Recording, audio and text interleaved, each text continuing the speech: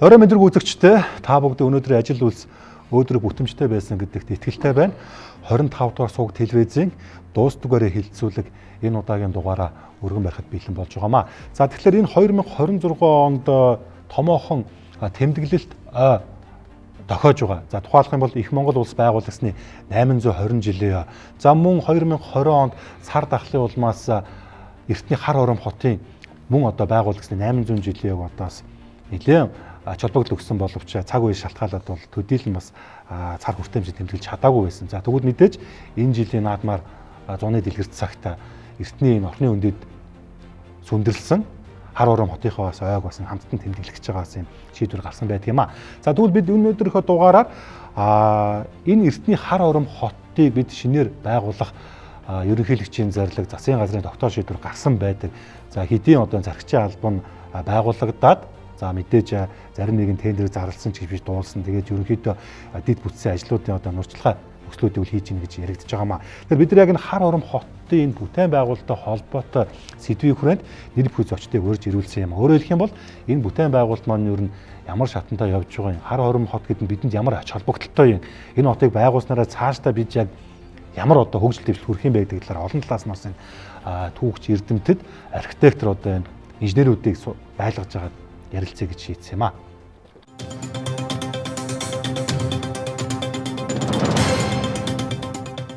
За ингээд хилцүүд хүрэлцэн ирсэн та гуравтаа талархалтай илэрхийлье. За уул нь бол 5% ирсэн боловч нөгөө л нийслэл хотын маань проблем болсон төгжрлээ шалтгаалаад зарим нэгэн зочд манаас замдаа явж байгаа гэсэн мэдээллийг авж байна. Гэтэ яг мэдэндээс цаг бага байгаа учраас хэдүүлээ ер нь хилцүүлэхдээ ороо явж явах зүгээр юм болов уу гэж бодож байна.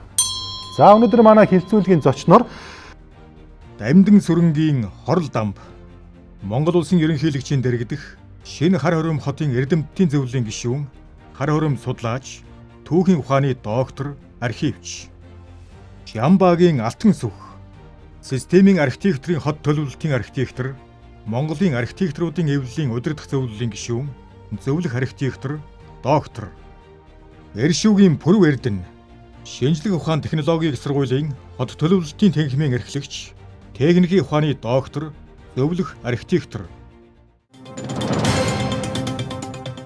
За тэгээд юу хөө би түрүү оршил дээрээ хэлсэн.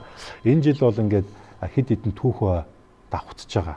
За мэдээж Их Монгол улс байгуулагдсны 820 жилийн үүнийгээ дагаад бас манай эртний нийслэл хар хором хотыг бас ой гэхүү те тэмдэглэлт бас энэ өдөр хоногуудын 7-8 сар төлөвлөгдсөн гэж би ойлгосон байгаа.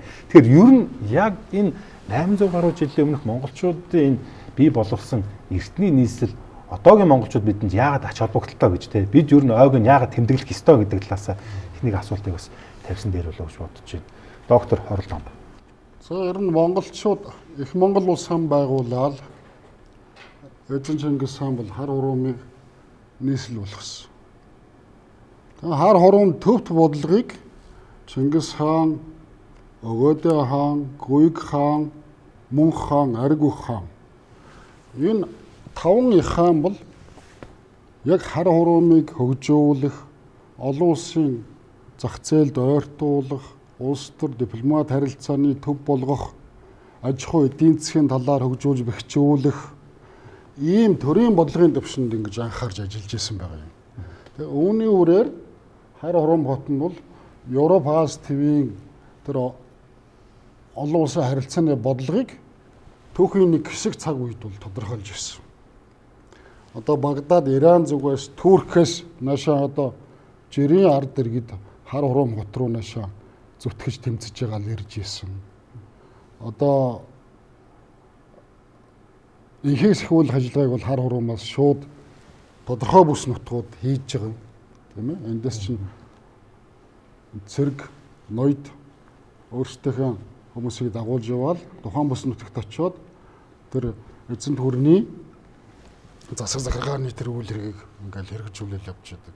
Худалдаачид өрн дорны харилцааны зам харилцааны дамжлаг гүүр нүүдлийн соёл иргэншил, суурин иргэншлийн хооронд нь холбох бас нэг том зангилаа. Ерөөсөө Европ, Аз, Араб дахны тэр аянчин жуулчид, эрдэмтэн мэргэд за тэр олон төрөл бүрийн одоо исламын шашны, Христос шашны, мусульман шашинтны одоо тэр бомбын шашны хүртэл буддийнхны тэр олон улс үндэстний шашин соёлын төв болж байгаа. Тэгээ энэ байдал бол ер нь 1235 онд одоо улам Өгөөдөө мэргэн хаан хар хуруу хотыг өргөтгөн байгуулад 1236 оны эхээр улаан бичин жил цагаан сараар Төмөн авлант ордныг бүтээж байгуулсны баярыг хийсэн байна. Тэгээ эн чинь эзэнт гүрний өнцөг улам бүрээсэл тэр нэг ноёд захирагч жамжид бүхэл одоо холбогдох хүмүүс сууларж шít. Тэгээд тийм том нээлт баяр хийж байна. Тэгэхээр эн чинь яг одоогоос 790 жилийн өмнөх үйл явдлыг бид нэр ярьж эхэлж байна тийм ээ. Тэгээ энэ бодлого бол Өгөөдөө мэргэн хааны үед бүр сайхан өөдөлж өгчөөд Гүйг Далай хаан мөн хаадын үед чинь бүр хөгжлийнхаа туйлдаа хүрсэн байна. Энэ үед 20 гаруй сая хатгай дөрвөлжин километр нутгийг ерөнхийд нь харсан, хамаарсан хит их гүрний улс төрийн төв нь хар хуран байгаа юм. Тэгээ энийг дагаад түүх соёлын дурсгалууд тэр орхины хөндий тэр орчмоор бас нэлээд үлдсэн. Суурьшлийн бүсүүд хар хурам хотоор төдийгүй эргэн тойрон одоо ном сумны дархчуул оршин сууж ажилддаг нэг суурин. Барилгын материалын нэг үйлдвэрлэлийн нэг тийм төв гэх мэтээр ингээд кластер маягаар одоогор болж юм. И бүлэг суурингийн тогтолцоо маягаар ингээд хөгжчихсөн. Тэгээ орхины хөндий чи өгрөө хүнэг үеэс эхлээд Шамби улс, Нэрон улс, Түрэг улс, Уйгур улс тэгээ Хэрээдийн хааны өргөө бас тэнд байрлаж байсан. Энэ утгаараа бол ер нь одоогоос 2000 жил гаруй жилийн өмнөөс л монголчуудын оюун санааны ерөөсөө нэг тийм гол оройдон л байгаад байгаа. Ийм улс төрийн ач холбогдолтой, өв соёлын ач холбогдолтой. Тийм учраас дэлхийн өвийн жагсаалтанд 2014 онд бүртгүүлсэн хэрэг шүү дээ. Хүн төрлөختний түгээмэл үнцэнтэй ийм дурсгал юм аа гэж. Одоо тэр нутаг оронд ер нь хөгжлийн нэг шинэ орчныг төлөвлөөд энэ үйл ажиллагаа бол нэлээд олон жил явагдаж байна. Тэгээ энэ талаар тодруулаад дэлгэрүүлээд ярихыг бол дараагийн ээлжинд нь би бас нэмж хэлье гэж бодож байна.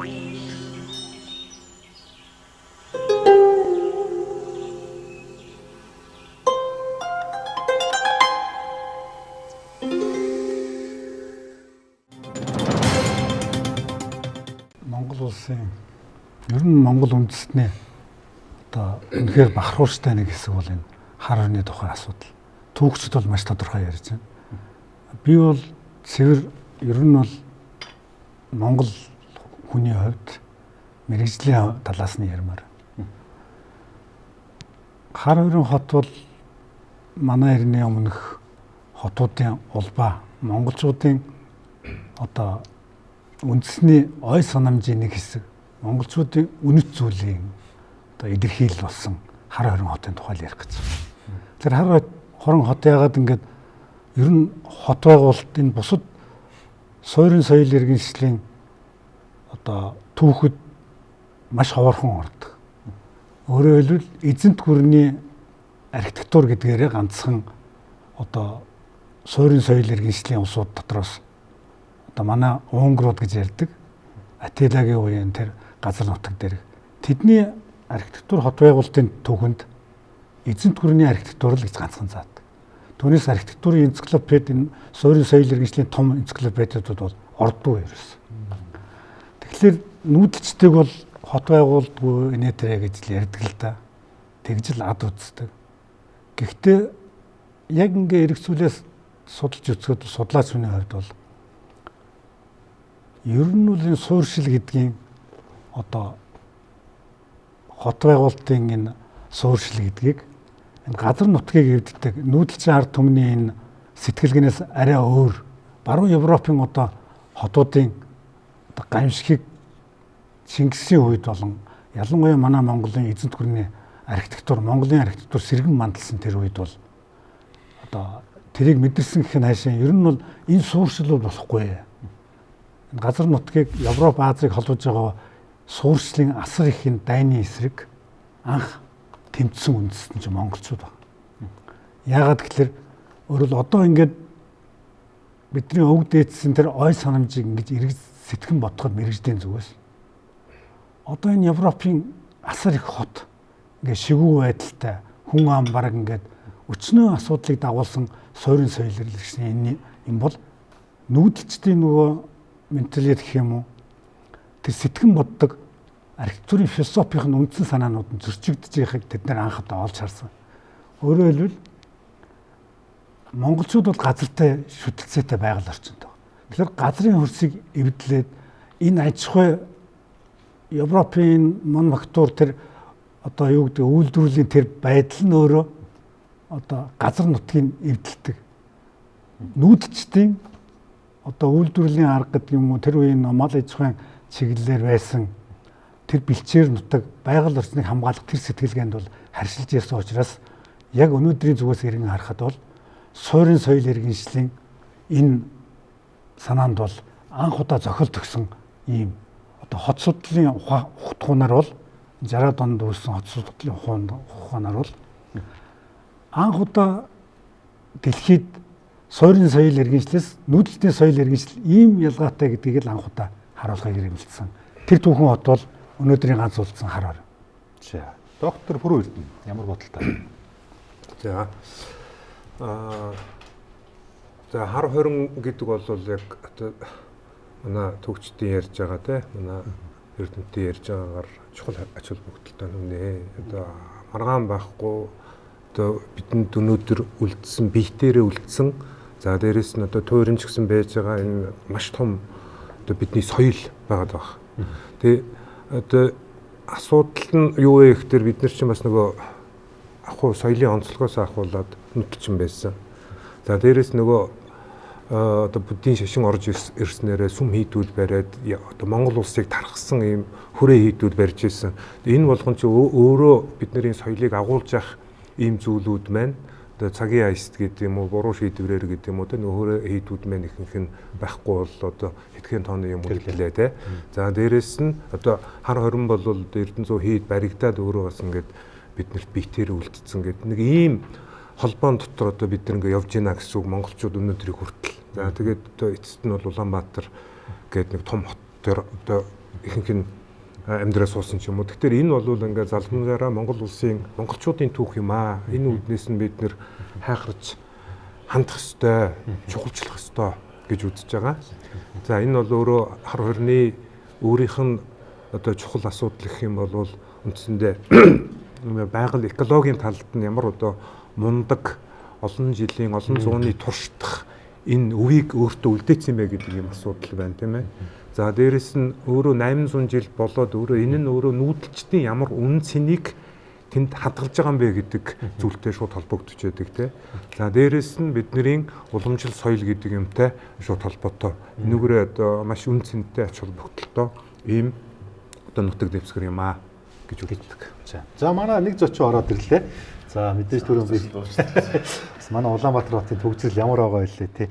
За Алтан гэрлийн энх төр шинжлэх ухааны академийн археологийн хүрээлэнгийн дундад зууны судалгааны салбарын эрхлэгч доктор дэд профессор археологч. Энэ жил чинь их Монгол улс байгуулагдсан 820 жилийн.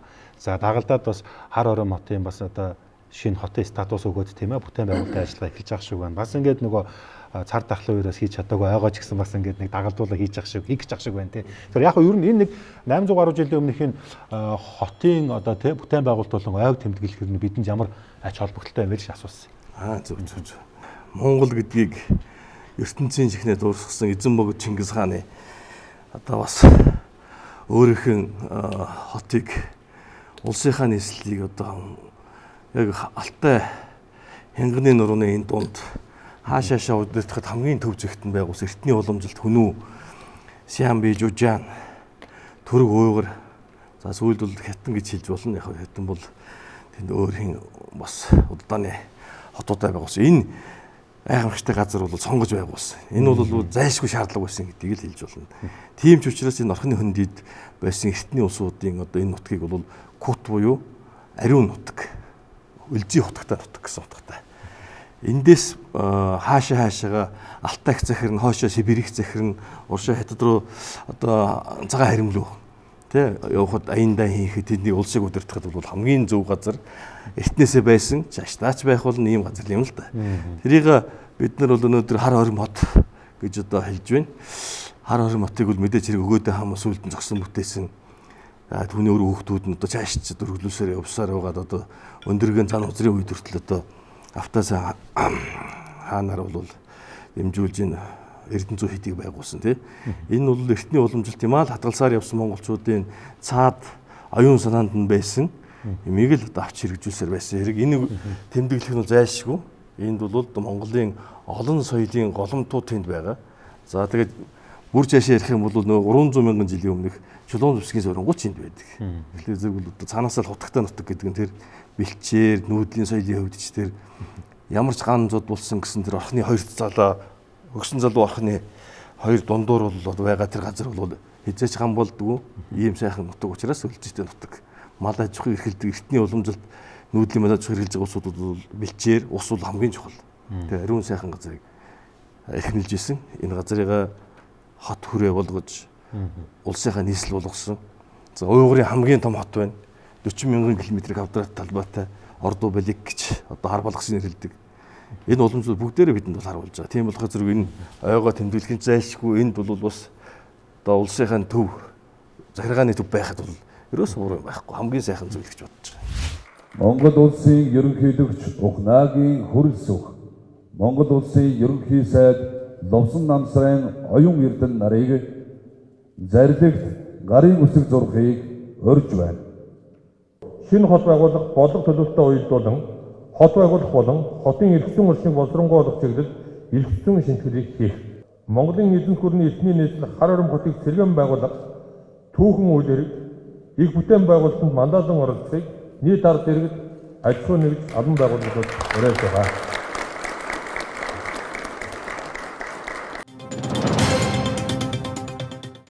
Эхний асуултаа та дөрөв тавилаа. Ер нь та дөрөв ч их тийм ярьдаг төрлийн усуд байна шүү. Миний 90 минут бол баг хүрэлцэхэргүй байна. Тэгэхээр нэг гормын санал байна. Ер нь асуултанд дөрүүлээ жоохон тийм товч тодорхой хариулахгүй бол миний асуулт бол ер нь нэг жоохон тэгээд нэг юм амжихааргүй л ер нь тэр юу бол хандж шүү. За хоёр дахь асуулт. За мэдээж ингээд түүхэн ойн ингээд болж байна те. Би ойлгохдоо ер нь бол ингээд Монгол улс бол ер нь эртний нийслэлээ сэргээж байгаа юм байна. Яг Улаанбаатар хот ч одоо ингээд нийт хүн амын чинь бараг ингээд 60 орчим хувийн амьдарч байна. Бид энд багтахгүй шүү дээ. Тэр чинь одоо нэг өөр газар руу нүүх үү, суух үү, эсвэл одоо юу гэдгийг шинэ нийслэлтэй одоо очиж шилжих үү гэдэг нэг асуулт байна л да. Тэгэхээр нийгмийн нэг юм эсэргүүцэх юм бодол байна. За энэ хар урныг барьлаа гэж бодъё. Асар их зардлаар гадаад дотоодын хөрөнгөөр за мөн дотн гадны одоо нэрдэмсэн судлаачид юу байдгийг те бүгдээрээ нийлээд одоо ингээд хийлээ гэж бодъё. Тэгэхээр яг энэ хотод очиж амьдрах хүн байгаа болов. Та сая инктүр доктор та түрүү хэллээ ингээд яг ер нь бол ингээд төрийн байгууллагууд одоо ингээд тийш ингээд нүүх талаар ярьж лээ л да. Тэгэхээр энэ нэг Улаанбаатарт нэг багтаж шингэхгүй байгаа нэг сая 600-700 мөсөнд одоо тийш очих уу 2030 он гэдэг хотод хүн ам 2 сая давна гэдэг байгаа шүү дээ. За энэ 40-50 онд бол энэ бүр утгаа алдах баг бараг Монголын хүн амч нэмэгдэн. Тэгээ энэ хот бол нэг өлхөө нэг 4-5 сая хүнтэй боцголоо гэсэн би нэг хитийн бас нэг юм бодол өвөртөлж яваа. Тэгэхээр шинэ нийслэл баригдлаа гэж бодъё. Энэ хүмүүс ч очих юм их товчоо хариулаад өгөөч.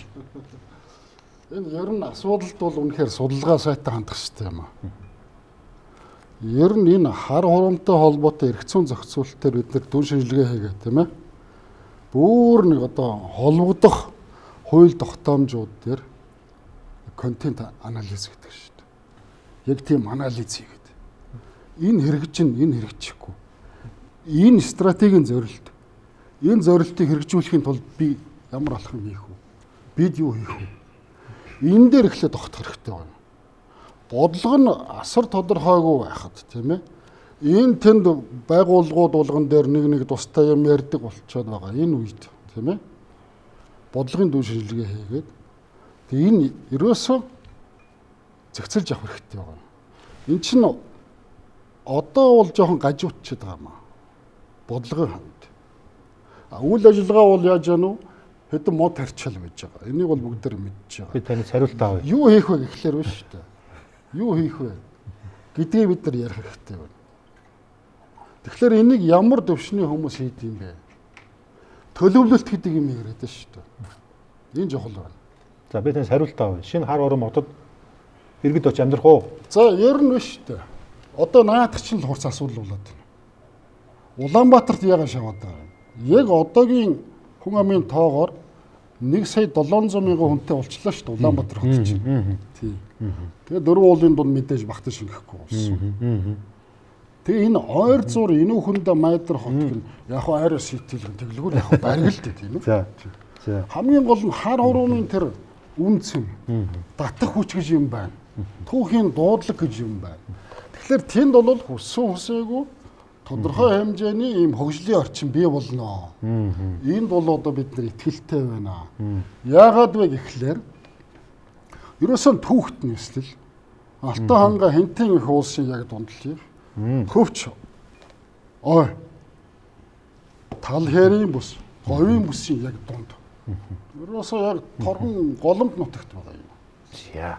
Тэгээ эн чинь өөрөө аялал жуулчлалын дэд үтцээр суурилсан хөгжлийн орчин байна. Тэгэхээр одоо уул уурхай дээр биш байна шүү дээ. Зам харилцааны төв байна. Тэгэхээр тэр аялал жуулчлал гэдэг юм чинь өөрөө юуг татах вэ? Олон улсын жуулчдыг яаж тийм тодорхой юм чи том чиглэл шүү дээ хар хором бол. Тэгэхээр энийг бараадсан өссөн үсээгүй одоо тийм жижиг дунд үйлдвэрлэлж байд юм уу? Оюуны үйлдвэрлэл байна. Тэнд чинь одоо эко гэдэг суурийг тавьчлаа шүү дээ. Бас шиг чамлах юм биш шүү тийм ээ. Мод тарьж байна. Тэнд чинь одоо нуур усыг бас сэргээх гэж л байна. Згсэн бас ийм бэлтгэлүүд явагдал байна шүү дээ. Тэгээ энэ их төвжирэл чи өөрөө хүмүүсийг залхааж байгаа болохоор өөр амьдрах орчноо солих тухай хүмүүс одоо боддог, эрэлхийлдэг, боломжийг хайдаг болсон биш шүү дээ. Тийм учраас хар хором бол үнэхээр хүмүүсийг үндэсний ухамсартай хүмүүсийг бол далан дуудаж байна. А мэдээж эко орчмын ухаалаг хот болно. Тийм. Миний хувьд бол хар хоринд бол мэдээж хүн очиж амьдрна. Амьдрах тэр үндслийг бол би өөрийнхөө мэрэгжлийн зүгээс л ингэж л ойлгодог. Ер нь бол орон зайн төлөөлөлт нүүдэлчдийн хот суурьшлийн хэлбэр нь өөрөө одоо үндсэн дөрвөн том асуудлыг нэгтгэдэг архитектур хот баярлалтай энэ хотолцлоор тогтдог. Яагаад хар хорин түн очих юм бэ гэвэл одоо өөрөөр манай нийгэм Улаанбаатар хотод төвлөрсөн энэ хүн амын төвлөрөл инх замбраагүй байдлын туйлд хүрж байна. Өөрөөр хэлбэл хотод амьдарч байгаа сая 700 тарж утрахад хүрж байна. Америкийн Детройт ч юм уу одоо өвөр Монгол манай урд төсөлд байдаг хаягдсан хотуудын нэг болох гэж байна. Энэ бол зөвхөн өнөөдөр бидний тухай одоо 5-10 жилийн асуудал биш. Хот төлөвлөнө гэдэг бол дор хаяж 30 жилийн асуудлыг цаасан дээр төлөвлөдөг гэдэг. Тэгэхээр шинжлэх ухааны үүднээс бол ер нь бол энэ суурин соёл иргэншлийн хотыг нийгмийн талаас нь, социологийн талаас нь, антропологийн талаас нь судалдаг хот гэдэг өөрөө хутхан. Ялангуяа нүүдэлчдийн соёл иргэншлэлээр тогтсон хот бол барууны суурин соёл иргэншлэл үүссэн хотоос шал ангид гэдэг нь 60-аад оны судалгаанаас эхэлж үүссэн. Энийгээрээ юу хэлэх гээд байгаа юм гэхээр нүүдэлчдийн бидний онцлог энэ суурьшлийн энэ Улаанбаатар хэлбэрт энэ шинэ хотод үүсэж байгаа хэлбэрт бол арай зохицохгүй. Өөрөөр хэлбэл бид нар бол ингэ шаваарлаж өөрсдийнхөө одоо бааз шээд энэ захиргааны нийгмийн энэ асуудал дээр холион мадан болоод одоо амьдрах аргагүй болж байна. Энэ магадгүй хэд одоо энэ нэг хурдтай энэ үед энэ бутрна. Тэр бутралтыг хүлээж авах нэг цэг нь нүүдэлчдийн хот төлөвлөлтийн аргаар төлөвлөсөн бидний энэ мартагдсан ой санамж үнэт зүйлийг хадгалсан тэр хотод л очино. Тэмцээс тэнд бол зайлшгүй хонгоч.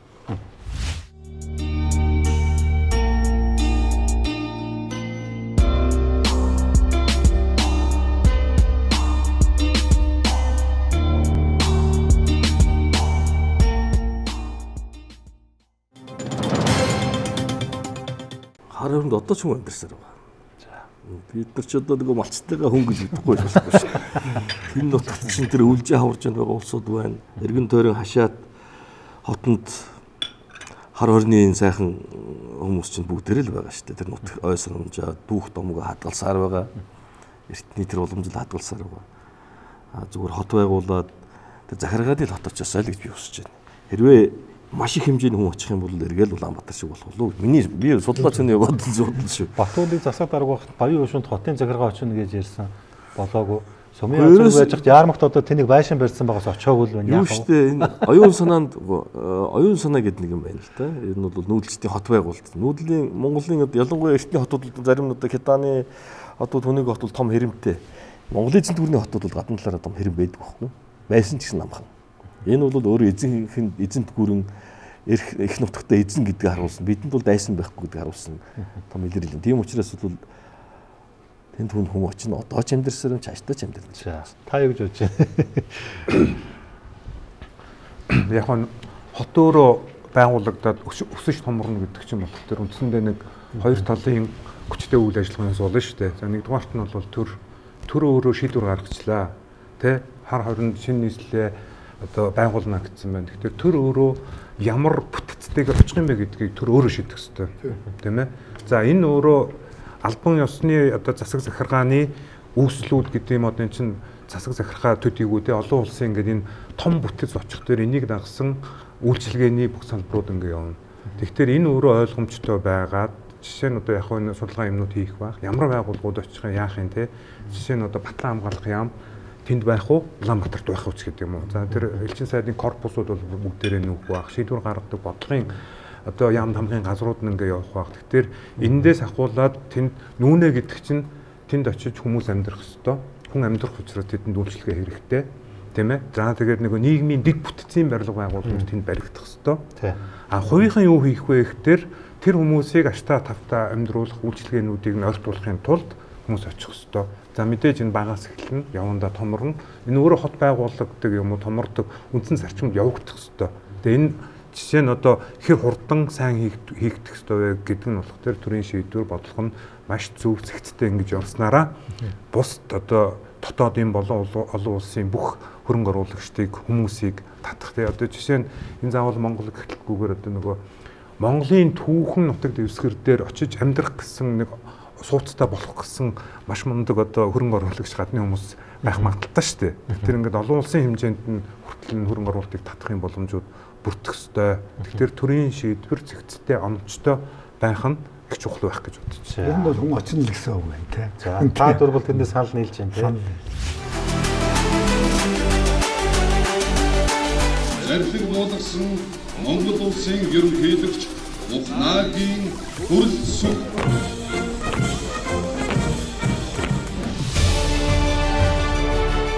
Монголын ард түмний түүхэн уламжлалт бүсэл тэмүүлэл эв нэгдэд шударгаас хог хямрын илэрхийл болсон Монгол төрийн далбаг ИКАТ-ийн цэцэрлэг түрээнд өнөө мөнхөд сүр жавхлантай мандуулах явсал дор хар хором хотын бүтээн байгуулалтыг өнөөдөр ийхүү албан ёсоор нээж байгааг та бүхэндээ ард түмэнд баяртайгаар зарлан тунхаглаж байна.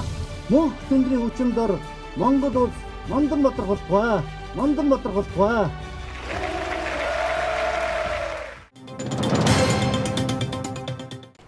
Дараагийн нэг сэдв. Энэ хоёртой холбоотой шүү. 4 сарын 29-ний өдөр 100-ны мэдээ хэвлийн хурлын зааланд 2-оос гадна дахиад нэг 3 тавлаа нийлээд нэг энэ хар хором хотоо харийнхан далтгүй гэсэн нэртэй хэвлийн хурл хийж ийсэн. За тэгээд би яг тэрийг нэг харж байсан л да. Энэ яг юу болоод байгаа юм болоо гэдгсэн чинь энэ хар хором хотын одоо тий ажлын алба гэх одоо шинэ захиргааны ингээд нэг тендер зарлаж байгаа юм уу? За ер нь нэг тийм эхний байдлаар нүд явж байгаа шиг байна. Тэгэхдээ энд ингээ ер нь яг Монголын энэ одоо энэ инженер архитектор гэдэг юм уу эрдэмтэн судлаач гэхээс илүүтэйгээр нь гадныханд илүү их найр тавьж байна. Тэдэнд их боломж олгож байна гэсэн юм гомдлох санал энэ дээр их яригдчихсэн. Зүгээр энэ хэвлэн урлаа маш нэг богинохон та нэг дүгнээд нэг хэлээч. Ямар зорилготой хурл хийсэн юм? Хэвлэлийн хурл бол цаг үеийн шаардлагатай.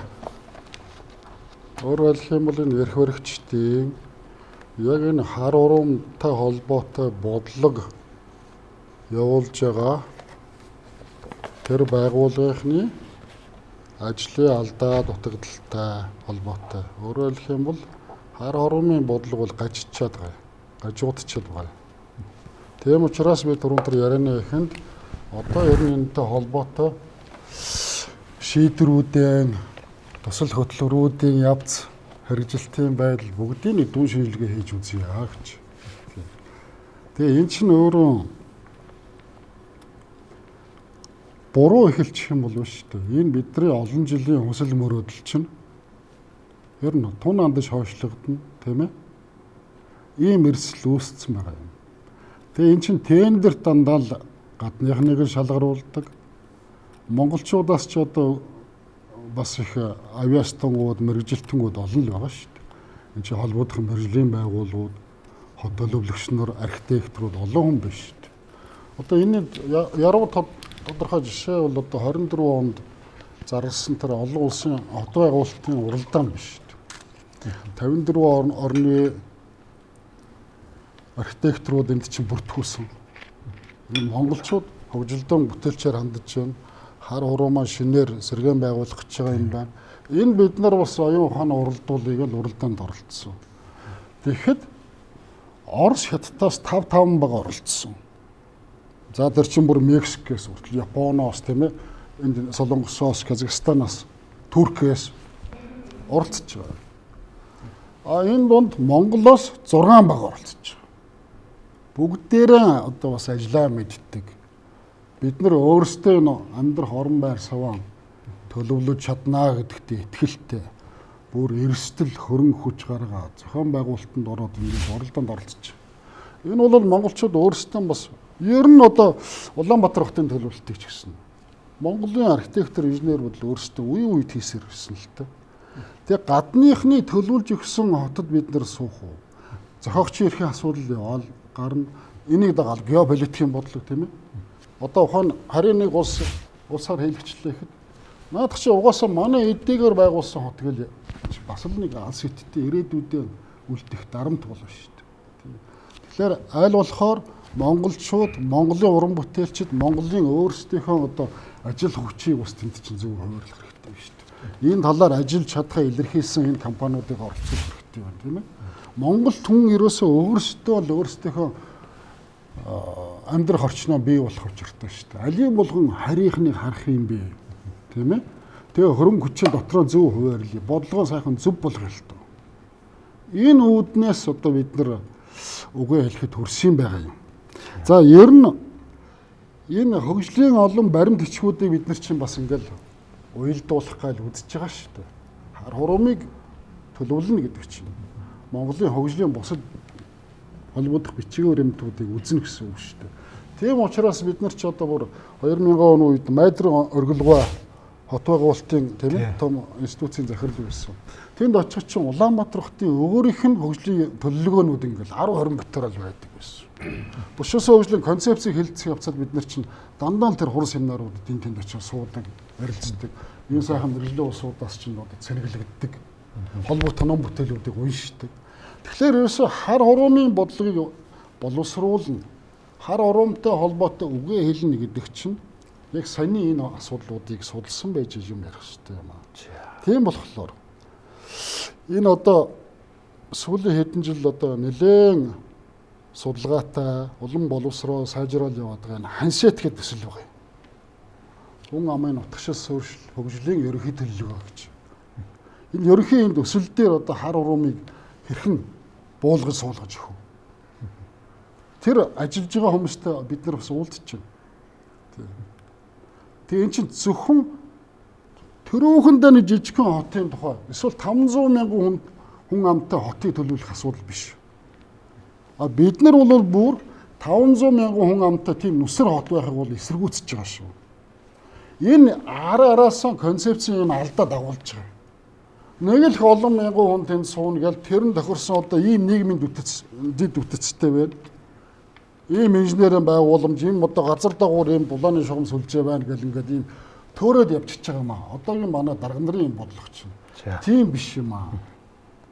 Тийм учраас бид нар энэ бодлогыг залруулах гэдэг шүү дээ. Хар хором гэдэг энэ бодлогыг чинь бид нар зөв зам руу оруулах гэдэг ингээ үгээ хийдэг байгаа юм аа. Тэгээд эн чинь өөрөө алс хэттэй бол эн чинь Монголын хөгжлийг тэтгэнэ. Монголчуудын бахархал болно. Тийм учраас зөв явуул. Энэ талаар бид нар ч одоо амьдралынхаа тодорхой хэсгийг одоо зориуллаа шүү дээ. Тэгэхээр энэ байдлыг бас одоо төр захиргааны соёл гэж байх шүү дээ. Ёс сурт тун гэж байх шүү дээ.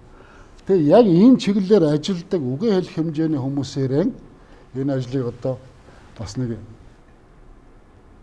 өөрөг хариуцлага өгөө тийм ээ ажиллуулах хэрэгтэй шүү дээ. За. Гэнтхэн энд хар хурамд хайртай дуртай болсон хүмүүс магадгүй тэд нар өнгөс шохоорхолтой ч хүмүүс байж магадгүй шүү дээ. За.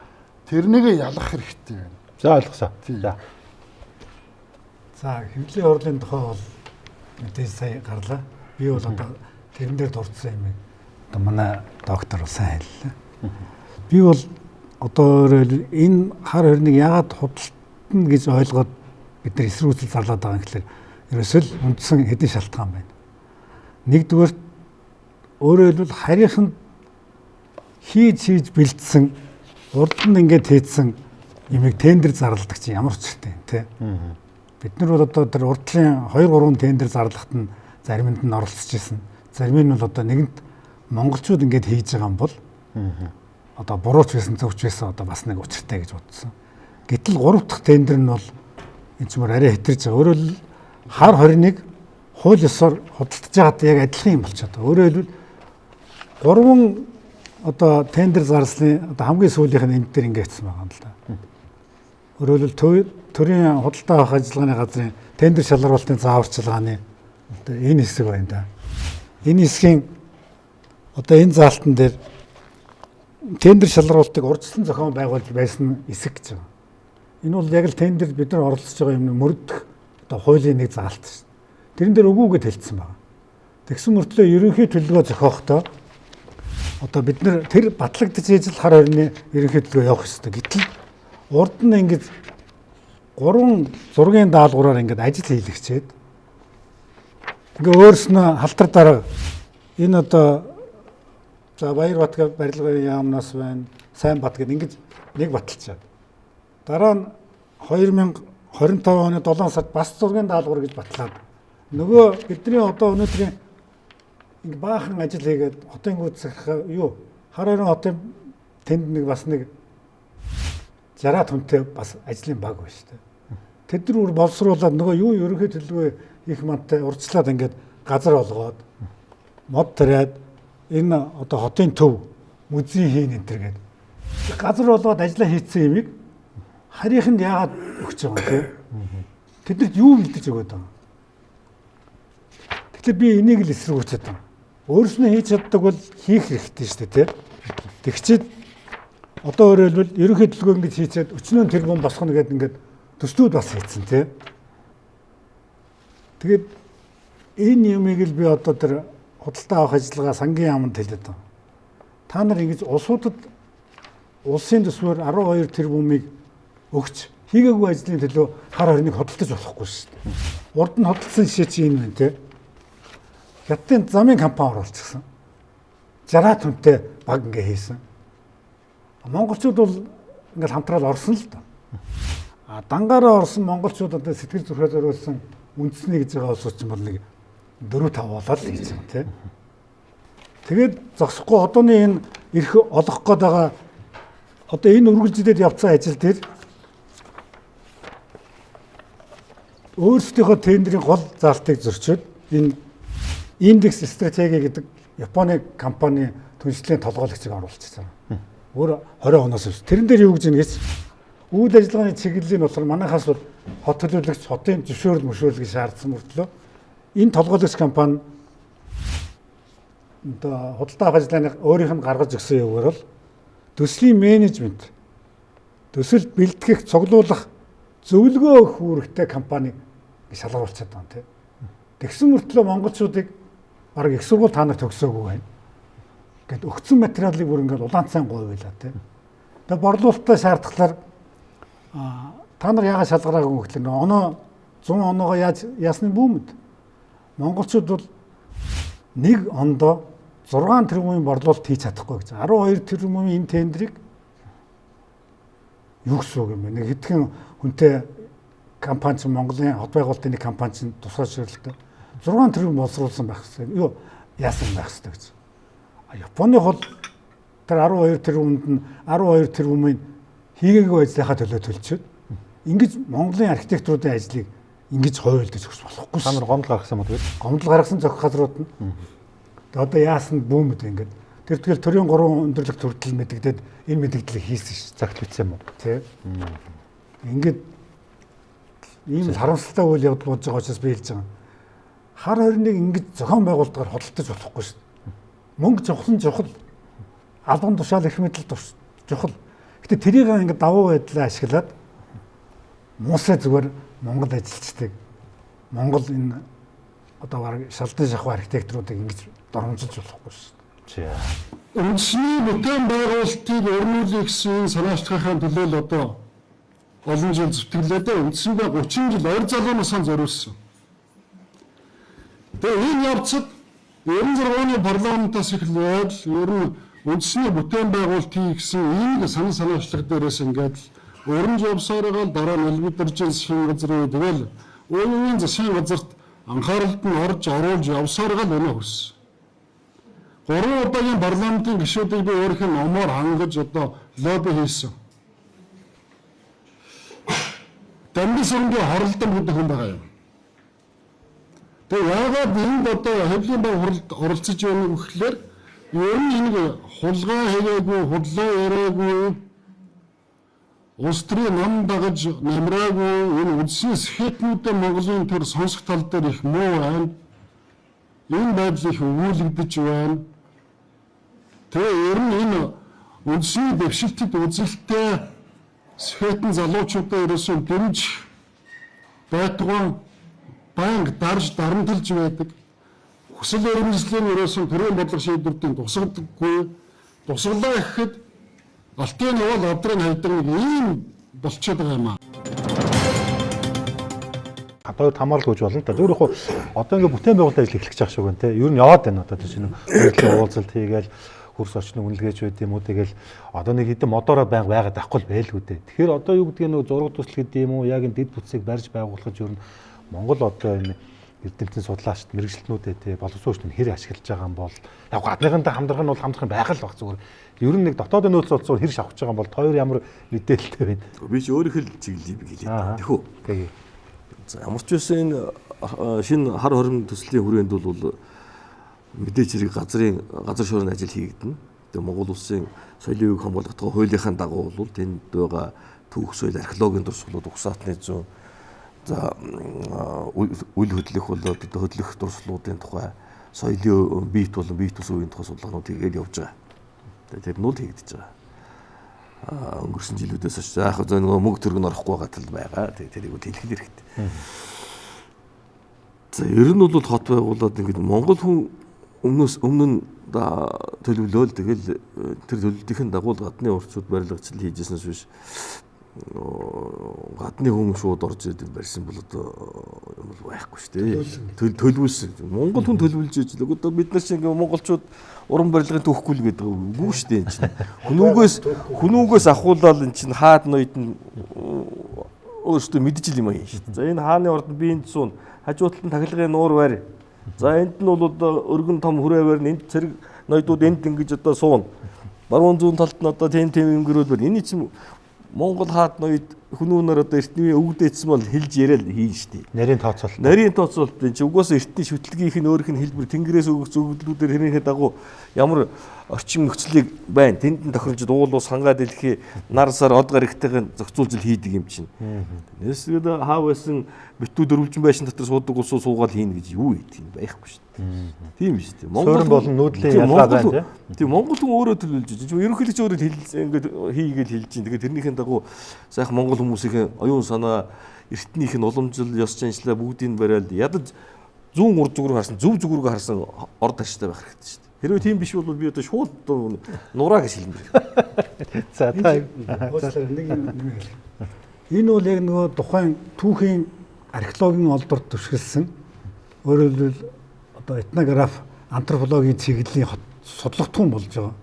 Гэтэ энэ дээр нэг юм хэлэхэд дэд үтс мөцсийг бол Монголын нууц төвчөр дээр хүртэл ингээд хот яаж байгуулж ирсэн өгөөдөө хамтууд бичсэн байгаа шүү дээ. Энд бүс нутгийн хэмжээдх замын асуудал, тэрний өртөөний асуудал гэдэг чинь чинь нутаг дэвсгэрийн төлөвлөлтийг ярьж байгаа байхгүй. Ийм түүхэн баримттай түүхэн одоо бичиг содрууд дээр бичигдсэн юмыг бид нэр одоо үед тусгаж чадахгүй бол өгсөн илээгээ ээж бид нар архитектор болсон. Тэгчээд харийнханд өгөх гээд байдаг. Харийнхан яг энийг мэдэж харагдаач. За та. За би бол энэс миний үзэл шүү. Та эдээс жоохон өөр гэж бодож байна. Олон ургал үзсэн тий. Миний бол ингэж байгаа. За би бол ойлгохдоо нэг Японы компани одоо ер нь бол тендер ялсан гэж ойлгосон. За тэр болох тэр Kenga Kuma гэж архитектор оролцож байгаа. Оролцсон гэж тий. За тэгэхээр энэ дээр нэг юм өөрөө дэлхийн нийтийн одоо ялангуяа ажиллаж үйлчлэл юмнууд дээр нэг стар архитекторууд гэж одоо нэг од архитекторууд гэдэг ойлголт байгаа. За Kenga Kuma архитектор бол Японы од архитекторын нэг.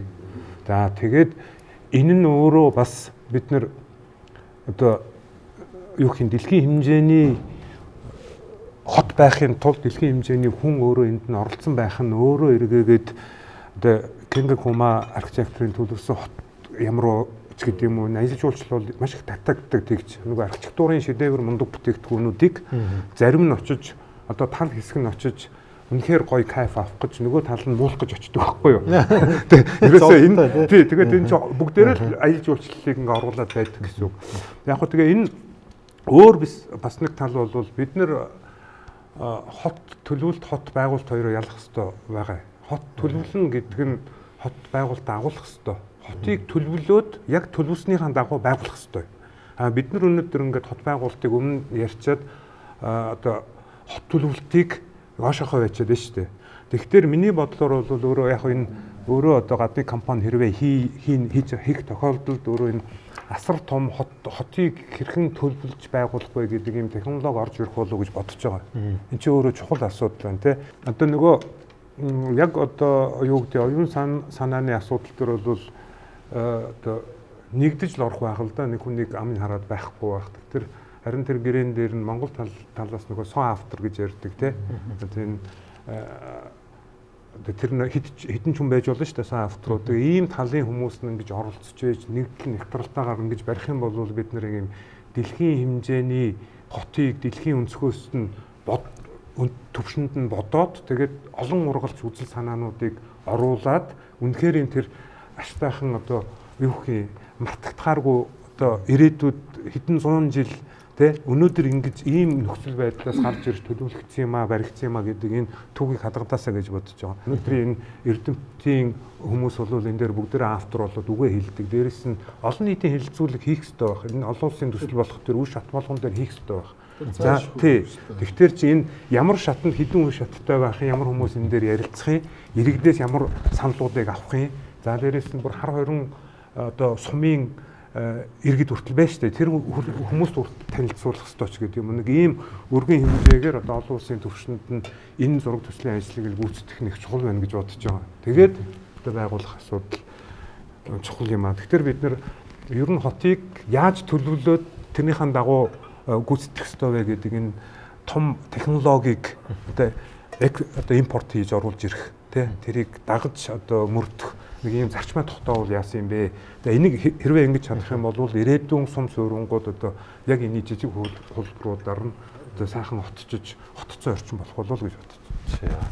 Монголчууд албан тушаал эрх мэдлээ ашиглан тэдэнд давуу байдал олгож улмаар удаа дараа тендер нэрээр 12 тэрбумыг төсвөөс бидний хармаанаас булгайлж өгөх гэрээ хийх зөвшөөрлийг олгож байна. Эдний одоо баримтууд нь ганцхан хар хориноор дуусахгүй. Монгол улсын хэмжээнд одоо бодит фактууд биш.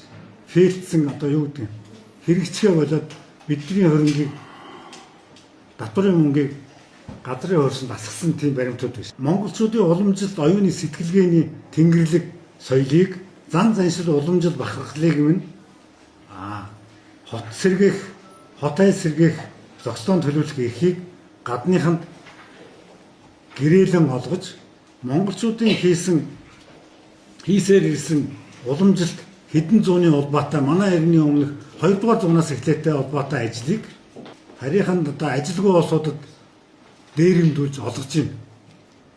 Энийг эсэргүүцэж бид Монголын ард түмэн энэ олон нийт төрийн 3 өндөрлөг соногдуулж энэхүү хууль бус үйлдэлийг дасан зогсоохыг шаардаж байна.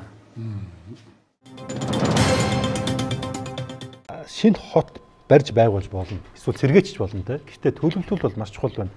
Төлөвлөл дахиад төлөвлөл тийм үү. За тэгээд мэдээж өөрсдийнхөө бас энэ эрдэмтэн судлаач архитект инженерүүдэд бас юм боломж олох ёстой тийм ээ. Ижил гараанаас гарах ёстой. Хаа байсан бас одоо зөвхөн Японы л ярьж байгаа болохоос ингээд бас гадны нэг улсаас ингээд одоо юу гэдгийг ур чадвар юм уу нөгөө талаас хөрөн мөнгөөр нь дэнчин тавиад байгаа бас ч учир дутагдaltaй болов гэж бодож шүү. За тэгээд хот руу эргээд орнохоо. За түрүүн та дөрүүлэл надад хэлээд байна. Монголчууд бол хот суурин барьж байгуулах арвин их туршлагатай түүхтэй. Энэ бол зүгээр бид нар 800 жилийн өмнөх хар урмыг ярьж байгаа боловч одоогоос олон мянган жилийн өмнөх л одоо бас ийм хот төрийн балгад олцоор л байна. Одоо би бол мэрэгжлүүн биш гэхэд сүүлд нэг лууд хот гэж олдож штэ. Энэ чинь тоглоом биш. Энэ бол тохиол биш байхгүй да. Би юу гэж боддог вэ гэхээр зүгээр одоо бид нь л мэдэгдээд байгаа нэг хэдхэн нэг туур балгад харагдаад байгаа боловч яг энэ газрын гүнд одоо яг ямар хот балгадыг үлдлэх бид нар мэдэхгүй штэ. Бүрэн гүс би судалж амжаагүй ч бодож байна. Энэ бол нэлээд бас олон жилийн мэрэгжлийн юм шаардлагатай гэж ойлгоод байгаа. Тэгэхээр за дахиад нөгөө хар ором руу орж байна. За тийшээ ингээд төрийн 3 өндөрлөг болон одоо аймаг нийслэл одоо юу гэдэг нь удирдах одоо төрийн байгууллагууд дэше явлаа гэж бодъё. Тэгэхээр Улаанбаатар болон энэ хот хоёрын хооронд ч нэг 360-70 км байх шиг байна. Хар орон хоёрын зай чинь те 400 арай хүрэхгүй байх. За тэгэхээр за би шууд эргэн үнэвж ярьж байгаа шүү. За тэнд хот босчоод байдаг. Тийшээ яаж очих юм? Зам харгуу. Одоо яг Улаанбаатараас нь өвөр хангаа хар орон сум мөртөл одоо яг ямар замтай байлаа та нар гадарчлаа. Автозам байгаа. Гэхдээ яг 100% бас стандартж хэлэхэд хэцүү. Хоёр машин л зурж байгаа. Энд чинь одоо ингээд хоёр нийслэл шинэ хууч хоёр нийслэлийн хооронд бол энэ чинь нэлээ өргөн удам одоо юм замаар явах хэвээр. Зөвхөн тэгээ автомашинаар явах юм уу? Метро байх юм уу? Шинкансен одоо тэр хурдны галдрыг байх юм уу? Агаар нэр ашиглах юм уу? Яах юм? За та дөрөв надад нэг зүгээр нэг өөртөө нэг ойлголтыг хэлдэ. Би зүгээр тийм утаа хүн биш шүү. Гэхдээ тийшээ яаж очих юм? Тэндээс наашаа яаж буцах юм? Би тэрийг асуумаар байна. За эндээс эхлэе хоттой холбоотой бас. За нэгэн сууршлаа гэж юм те. Нэгэн сууршаад эхэллээ гэж. За тийчээ чи ингээд төлөвлөлт гараад бүтэн байгуулалт болонгууд жилийн дараа 500 мянган хүн очихгүй штэ. Бас тийм баг. Тийм ээ. Энд чинь эхлээд нэг цөөхөн хэсэг нэг 10 мянга хүрхүүгүй 10 мянган одоо хэр зэрэг хугацаанд очих нь уу гэд. Ер нь бол хотын өсөлт нь бол ээс мөрөөр явдаг байхгүй. Маш айжим эхлэн тэгээ хурдсаж хагаад одоо 500 мянган хүн одоо хэд очиж хандахын ээс мөрөө. Тэгэхээр эхний ээлжинд болох төр цөөхөн хүн байна. За яг хоо энэ одоо тодорхой хэмжээний цаг хугацаа авах байх. Тэгэхдээ бид нөгөө хотыг олон жилийн дараа дээрэс нь одоо хэдэн мянган жил үргэлжлэнэ гэдгээр нь хармаар байгаа байхгүй юу. Тэгэхээр бид ингээд яг өнөөдөр шиг мөнгөгүй байгаа л ах юм уу? Тэ? Бид нар одоо жишээ нь одоо энэ нэг манайх ч бас уг нь мөнгө байх гэдэг байна те. Энэ нь өөрөө зөв голдролоороо ингээд яг одоо тэр шаардлагатай бүтэн байгуулалт орох юм бол одоо саяны тэр тээврийн хэрэгслээ алинж байж болмоор байгаа байхгүй. Тэгээ ер нь одоо ирээдүйд энд хамгийн сайн ажиллах чухал тээврийн хэрэгсэл юу байх юм бэ гэхээр ер нь хурдны галт хэрэгэл байх. Тэ? Нэг 2 цагийн дараа өнөөдөр өглөө эндээс одоо 2 цагийн дараа хар хором хотод очиж ажилдаа явах ч юм уу те. Одоо нэг юм бүрдэх ёстой. Энэ өөрөө зайлшгүй. Цаг хугацааны асуудал байна.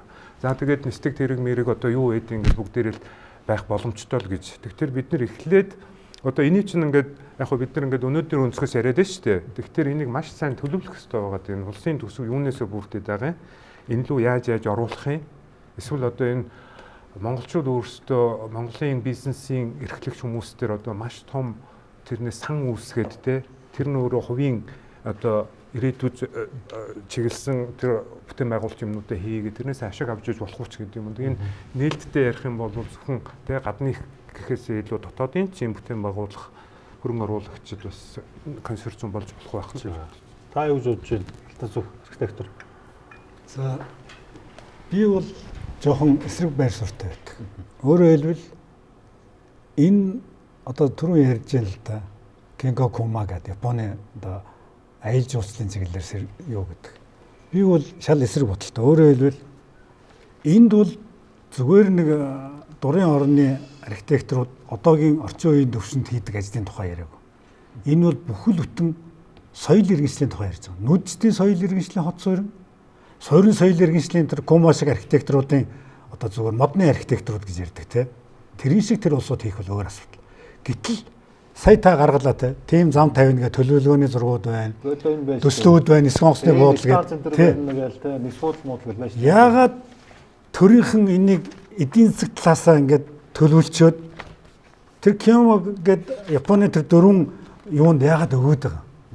Урдлынхаа гашуун туршлагыг хар хорны гуниг түүхийг битээ давталтаа гэж хэлээд байгаа. Энэ бол зохиогчийн эрхийн тухай ялангуяа үндэстний соёл иргэншлийн ой санамжийн үнэт зүйлийг хамгаалах тухай байхгүй юу? Зүгээр хөшгтийн өндөө шиг зарлж болно те. Тэрэнд улсууд оролцсон. Хамгийн гол нь миний хэлээд байгаа юм бол Монгол үндэстний суурин соёл иргэншил энэ нийгмийн тэр антропологийн, хотын социологийн асуудлыг ингэж гаргаж тавьдаг, этнографик гаргаж тавьдаг хүн бол Монголоос өөр байх юм уу? Орчин үеийг бол одоо жишээлбэл манайр ярьж байна те. Ингээл хурдны гал дээрийг тавина гэдэг. Энэ мэдчихэж шээ манай архитектор. Японоос юу хэлээ гэдэг. Одоо өнөөдөр энэ AI, IT хөгжчихэд байхад дурын хүн ороод Монгол архитекторууд ингээл асуултаа тавиад тэрийг яагаад автодиск гэж бүхэл бүтэн дижитал ертөнцөөр хийлгээд байна шүү дээ. Гэтэл хуучин зурдаг юм шиг ингэж бодоод иж болохгүй. Тэгээд би хэлээд байгаа. Өөрсдийнхээ ийм сайхан ажлыг хийчихэд яагаад Японууд зүгээр өгөөд байгаа юм бэ л гэж байна. Тэгээд бүр 12 тэрбум марн шүү. Энэ худалдан авахын ажлын газар чи юу хийгээд байгаа? 12 тэрбум марн 2 тудаага тэр тендерт нь ороод зарлаад яасан энэ Японы энэ түншлэн энийг ингэж оруулж болд юм яараа. 2 тудаага зарласан тэр. Тэгээд хамгийн дээд үнээр нь би бол Монгол архитекторууд, хот төлөвлөгчид тэр хотын одоо хар хорны захиргаанд ажиллаа хийцэн. Тэр ажлыг нэгтгэж одоо ямар нэгэн хэмжээгээр ойлголцоод хийх ёстой юмыг яахлаар Японы хийгээгүй болоод ингэж өгöd идэв. Ийм шудраг ус нийгэм гэж байж болох уу? Мөнгөний төлөө байж болно. Гэхдээ хэлэгч болдог. За та юу гэж чинь нөгөө тээвэр логистик яах юм бэ нөрөж орол яаж явах юм? Энэ уул уур хайруугаан чиглэсэн төмөр замыг их тавьж штэ. Яг хүн ард руугаан чиглэсэн нийт газар нутгаан харьцангуй жигд эзэмшигтэй холбоотой ирээдүйг харсан тийм төмөр замын тараас бол үнэхээр өгүүлэгдэж байгаа.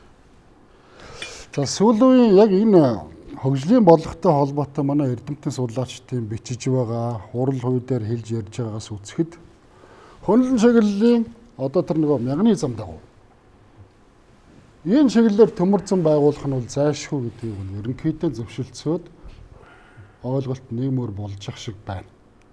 Тэгэхээр тэр чинь Доронтоос Хэнти Улаанбаатар хар хорин ингээд цаашаа чигээрээ хөндлөө явахыг хэлж штэ. А тэнд увсаас хойшоо Туваа руу гарах уу? Эсвэл Баяуулгүйгээр цаашаа нэвт гарах уу гэдэг дээр байр суурь ялгаа байх шиг байна. А тэр нь бол мэдээж л дээ. Тэр зам чинь Туваа руу гарах юм бол Оросоо Тувааг их хөгжүүлэх бодлого явуулж байна уу? Сүүлийн 100 жил тийм ээ. А эсвэл бүр цаашаа Бийск, Новосибирск, Горны Алтай руу урсан тэр Баяуулгүйгээр явах тэр чиглэл нь зөв үү гэдэг дээр хүртэл ингээд ярилцаад л маргаад л байл өчигдөр хүртэл хэлэлцүүлэгт ороход тийм. Тэгэхээр мэдээж эн чинь Дундад Азийн коридор байна. Энэ рүүгэн чиглэсэн. Ерөөсөө л хөндлөн чиглэлийн юм зам байна.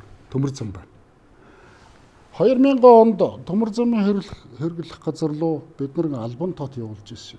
Улсын хурлын төсвийн байнгын хорноос бичгэндээ төлөвлөж ирсэн. Рааш дарга бол хариу ирүүлсэн. Яг энэ чиглэлээр одоо хар хорон орхины хөндийн энэ орхон тамирын сав нутгаар ингээд төмөр зам явахад хамгийн бага зардлаар төмөр зам тавих боломжтой байна гэсэн. Тэр албан бичиг одоо хүрэл байгаа тийм. Тэгтэл одоо сүүлийн үед бол биш үү. Зөвхөн уул уурхайг чиглэсэн, хойд урд хөршийг шууд холбосон ийм чиглэлийн ийм төлөвлөлтөд яваад байгаагаа сүүлийн үед эргэж харж байна. Нөгөө хар хорооны бодлогыг одоо ерөнхийлөгч нэлээд хүчтэй гаргаж ирсэн. Төрийн бодлого ер нь л тийшээ чиглэж байгаатай холбоотойгоор тийм. Нэгт ийм хариултыг биелээ. Хоёр дахь бол мэдээж бусад зам харилцааны хэлбэрүүдийг мэдээж аль алийг ашиглах нь тодорхой. Тийм ээ. 3 дугаарт хэлэхэд бол одоо иргэд 400 хэдэн километр өрхгүй газар шүү дээ. 3-4 цаг л явж байгаа шүү дээ. Уусаа амьдрал дээр яваад л байна тийм ээ. Угаасаа л уламжлалт одоо зам харилцааны сайхан ийм чиглэл шүү дээ. За. Эзэн Чингис хааны орхны хөндөд Монголын эзэнт хүрээний нийслэлийг байгуулж байсан ил түүхийг бол баалан өртөөлж 2022 онд их эзэн Чингис хааны мэндэлсний 860 жилийн ойгоор Монгол улсын ерөнхийлөгч ухнаагийн хүрэлцэх дэлхийд үнэт өв түүх соёлын дурсгалт газар орхны хөндөд хар хором хотыг бүтээн байгуулах зарлиг буулган түүхэн шийдвэр гаргасан билээ. Монгол улсын ерөнхийлөгчийн зарлигийн дагуу улсын хурлын тогтоол засгийн газрын холбогдох шийдвэрүүд гарч хар хором хотыг бүтээн байгуулах нөхцөл бүрдсэн. Тус шийдвэрүүдийн дагуу улсын хурлаас 2025 оны 1-р сарын 23-ны өдөр хар хором хотын төлөвлөлт бүтээн байгуулалт төгжлийг дэмжих тухай хуулийг баталж мөн оны 2-р сарын 15-ны өдрөөс хүчин төгөлдөр мөрдүүлж байна.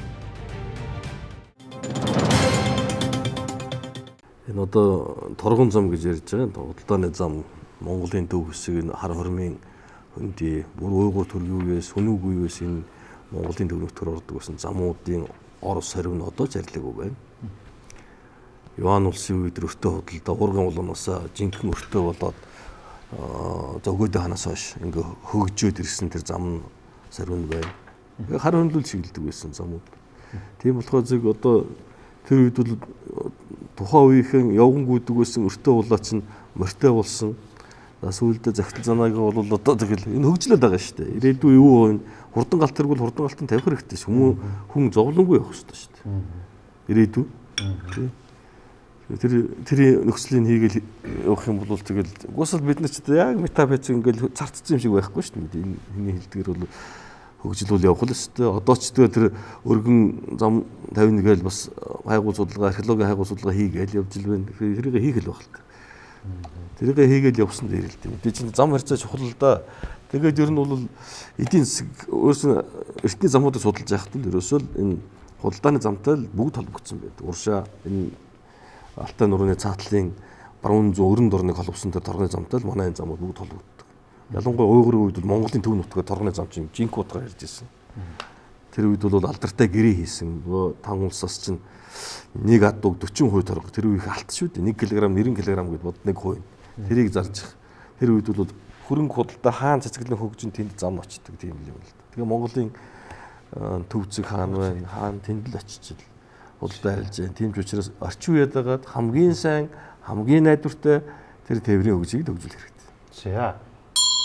Би ингэж бодоод байна л да. Одоо ингээд сүүлийн үед харж байхдаа ингээд дэлхийн улс орнууд нийслэлээ нүүлгэн шилжүүлж байна. Зарим нь шинэ нийслэлтэй болж байна. Энэ одоо яг манай энэ хар хором хот те шинэ одоо энэ бүтээн байгуулалтаас л нэгэн үйл явж байна. Одоо чинь энэ Мексик улс гэхэд энэ дэлхийн хамгийн Нью Мехико хот бол одоо дэлхийн хамгийн их хамт хоттой нэг. Одоо живжин гэл мэдэн гарч байна. 2-3 метр доошоо хүрсний суултгцсан. Одоо ер нь аргаа бодъё гэж байна. Энэ Индонезийн Жакарта нүс. Өөрөөр хэлэх юм бол энэ бүр ингээд хүрсний маш том суултгцсан учраас одоо өмнөх ерөнхийч одоогийн ерөнхийч нар ингээд компанид ажил болгоод одоо нүүж байгаа хэмжээний мөнгө гарч байгаа. Энийг одоо гадаад дотоод ингээд маш их мөнгөийг одоо ингээд ашиглаж чинь зээлж авч чинь гэж би сонссон. За дараагийнх нь одоо энэ Сауди Араб одоо ийм сони ийм яг ийм шугамтай ийм нёнг одоо хотыг ингээд байгуулсан. Эдэн зовлон хаалгалтай мөнгөтэй. А гэтээ энэ хот нь бол ингээд маш нарийнхан зурвсаар одоо ингээд байгуулагдсан тий. Бид хот гэрчил нэг тийм өргөнл дэлгэрийн бодоод байдаг бол эдгээр шиг нарийнхан яг л энэ зам дагуу ийм тодорхой бүслээ байна гэж байна. Одоо энэ Төв Азийн Туркменстан гэдэг одоо мэдээж хаалттай улс тэгээд цацагладаа байд юм уу, шашиндаа байд юм уу, бас нэг юм цагаан гантх хот нэгийг нэмсэн. Ашхабадаас гадна дахиад нэг моттой болсон. За тэгэл одоо манай Омар Солонгоч бас ингээл баг жил болгол нэг шинэ хот барьж байна. Та хэдий хэлдэг шиг хүн амьд үг би мэдэхгүй. Тэгэхээр би танаас юу гэж асуух гээд нэг гэхээр Улаанбаатар хотыг бол энэ зөвлөлтийн мэрэгчлэнүүд бол нэг дээдлэн л 500 мянган орсон суугчтай байхаар бол төлөвлөж байгуулсан. Одоо анх одоо тэгээ та нар ямар байгааг мэдчихэж байгаа тий. Хүн багтахгүй нийслэл ингээд тэлий гэсэн ч гэсэн амар болон дэд бүтцийн асуудал гарч байна. Одоо ингээд нисгийн арам шиг тийм үү суурьшлийн бүсгүүдэд маш олон юм шинэ орон сууцны хороол баригдаж байна. Та нар мэднэ одоо гэрэл цахилгаан, дулаан, ус хүрэлцэхгүй байна. Одоо би өөрөө тэрний хохирогч. Одоо ингээд ерөөсө хагасаа бүтэнсээ шалуус байхгүй. Ажлын өдөрч байхгүй. Яг бол манай тэр хавар зөндөө байшин байрлал гарцсан. Тэгэхээр би энэ хар өрөмгөд одоо энэ төслийг бол дэмжиж байна. Гэхдээ энийг хизээ хэрхэн яаж идэх чи өөр асуудал байгаа даа л та. Яах ёстой юм бол те. Би одоо энэ төр хоёр түүхч археологчтой хоёр одоо архитект барилгын хүмүүс ингэ сууж байна. Би та дөрөөс асууя. Би яг ойрын хугацаанд яг зөвхөн хар урнаас гадна өөр ямар хоттой боломж байна. Мөнгө л яриад байгаа. Гэтэл ингээд яг одоо харахаар энэ ус мөнгөтэй л юм байна. Та нар одоо энэ харалтаа сайдаар нар яа дансгалж байна. Тэгээ татварлагчдын мөнгө яаж үрж байна. Саяын туулын хурдны зам, Нямбатар түүний орлогч.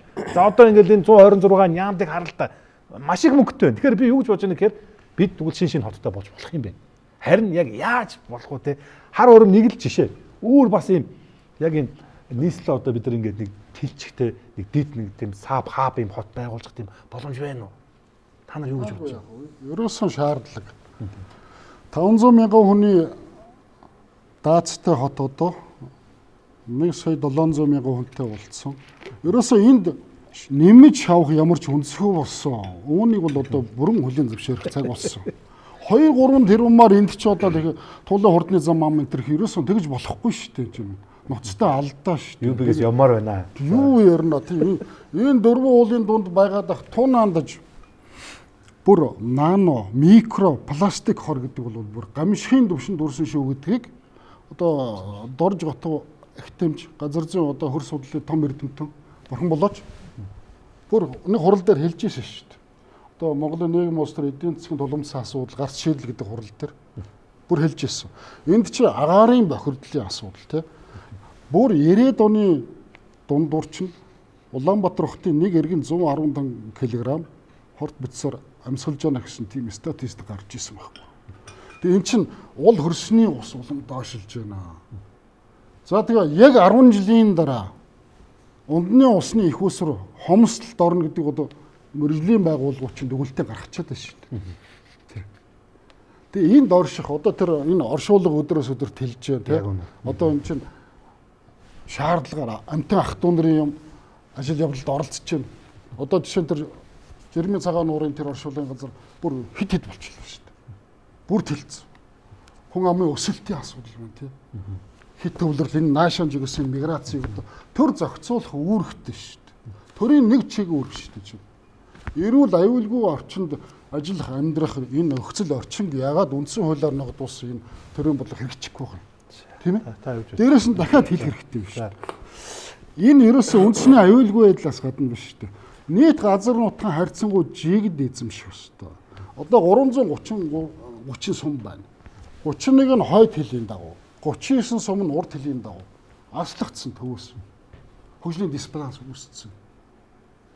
Тэгтэл 4 км-ийн зайтай аймгийн төвөөс ийм сум байгаа шүү дээ. Одоо энэ урд сэргэлэн сум байна 15 км-ийн зайтай. Одоо 20-30 км-ийн зайтай 20 сум байгаа шүү. Тэгэхээр эний чинь одоо яах юм бэ? Одоо эний чинь яг эрдэмтэд бол бүлэг суурингийн тогтолцоонд оруулъя гэдэг байгаа шүү дээ. 330 биш чинь ингэжээж амьдрах чадвартай бүлэг суурингийн тогтолцоонд оруулъя. Тэгэхээр энэ бодлоготой хар хуруумыг яаж уялдуулж холбож өгөх вэ? Энэ концепцэд яаж суулгаж өгөх вэ? Энийг хар хуруумын талаар энд юу суусан байна вэ гэхээр цөөхөн. Хар хуруумын талаар ярьж байгаа хүмүүс нь энийг уншиж байгаа ч юм уу, үгүй ч юм уу, хансээ төсөл одоо олон жил явагдаж шүү дээ. За ойлгосон. Тэгэхээр энэтэйгээ одоо яаж уялдуулах гэдэг юм. За юу гэж бодож байна? Бодлогоо маш тодорхой болох хэрэгтэй юм шүү дээ. Энд дээр нэг ийм юмнууд дутагдж байгаа шүү дээ. Одоо бид нар бол энэ угуул ярих хэвлээ. Тий. Энэ угуул ярих. Ер нь үйлдвэрлэл дээр суурилсан хот биш дээ. Үйлчлэгэн дээр суурилсан бүх суурин газрууд нь.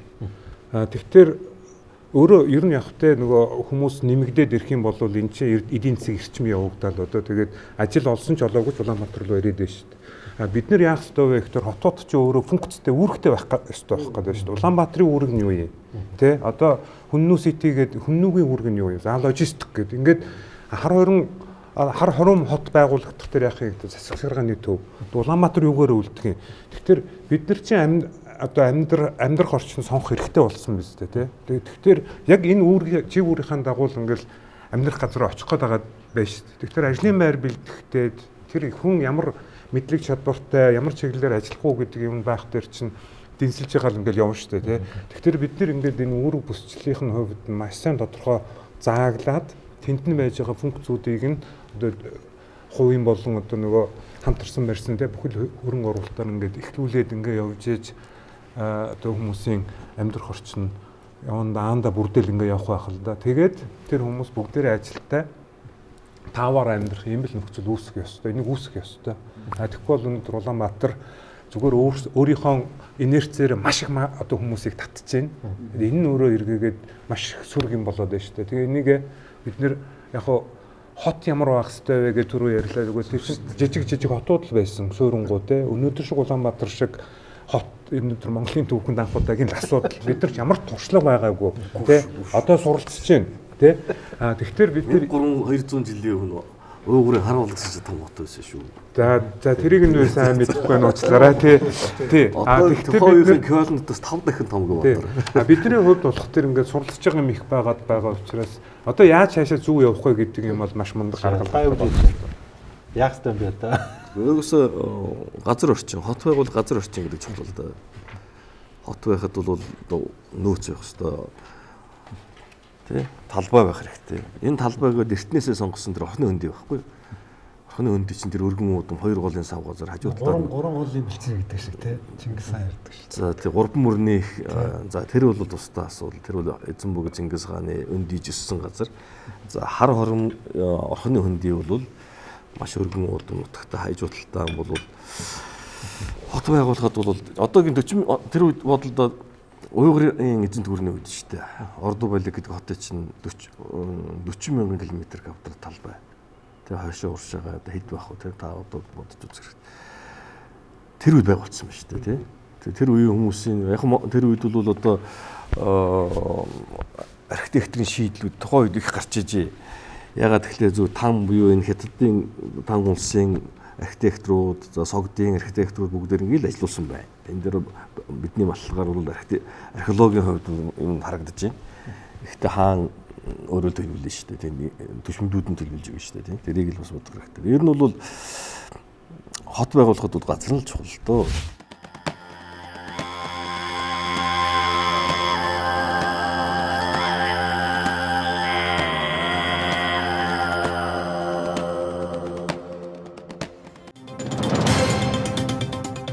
Би бол ингэж боддог. Улаанбаатар хотын Монголын хүн болгон архитектор. Ер нь архитектур гэдэг философи өөрөө хүний амьдрал шаардлагатай тэрний хэрэгцээг хангадаг тийм философи илэрхийлэл архитектур гэдэг.